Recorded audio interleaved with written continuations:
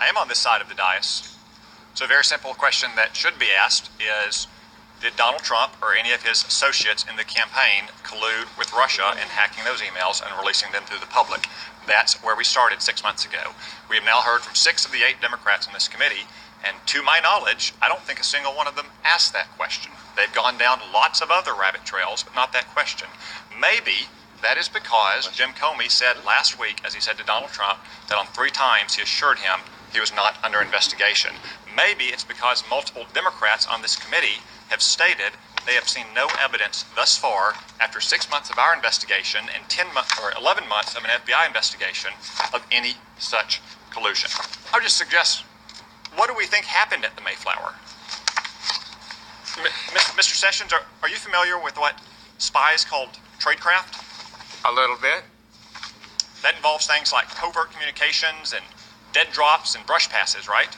That is part of it. Do you like spy fiction? John Le Carre, Daniel Silva, Jason Matthews?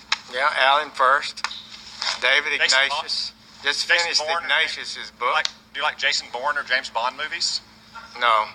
Yes. I do. Have you ever, in any of these fantastical situations, heard of a plot line so ridiculous that a sitting United States senator and an ambassador of a foreign government colluded at an open setting with hundreds of other people to pull off the greatest caper in the history of Essex?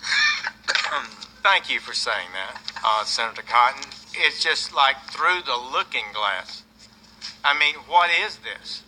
I explained how, in good faith, I said I had not met with Russians because they were suggesting I, as a surrogate, had been meeting continuously with Russians. I said I didn't meet with them. And now the next thing you know, I'm accused of some reception, plotting some sort of influence campaign for the American election. It's just beyond my capability to understand, and I really appreciate, Mr. Chairman, the opportunity at least to be able to say publicly I didn't participate in that and know nothing about it. And I gather that's one reason why you want to testify today in public. Last week, Mr. Comey, in characteristic dramatic and theatrical fashion, alluded ominously to what you called innuendo, that there was some kind of classified intelligence that suggested you might have colluded with Russia, or that you might have otherwise acted improperly. You've addressed those allegations here today. Do you understand why he made that allusion? Actually, I do not. Nobody's provided me any information. Thank you. My time is limited. I have a lot of questions. Mr. Blunt asked you if you had spoken in response to Mr. Comey's statement to you after his private meeting with the president on February 14th or February 15th. You said that you did respond to Mr. Comey. Mr. Comey's testimony said that you did not. Do you know why Mr. Comey would have said that you did not respond to him on that conversation with you on February 14th or 15th? I do not.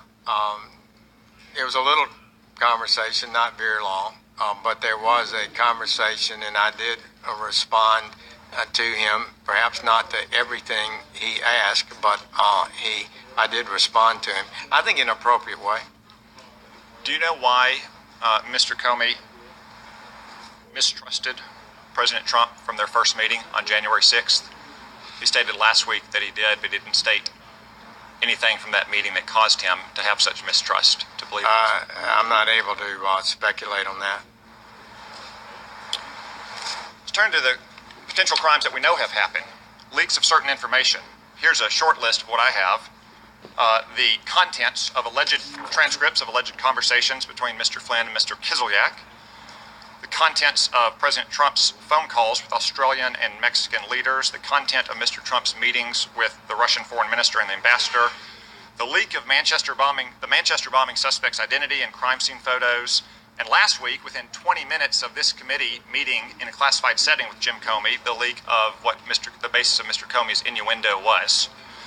Are these leaks serious threats to our national security, and is the Department of Justice taking them with the appropriate degree of seriousness in investigating and ultimately going to prosecute them to the fullest extent of the law? Thank you, Senator Cotton. We have had one successful case very recently in Georgia. That person has been denied bail, I believe, and is being held in custody. But some of these leaks, as you well know, are extraordinarily damaging to the United States security.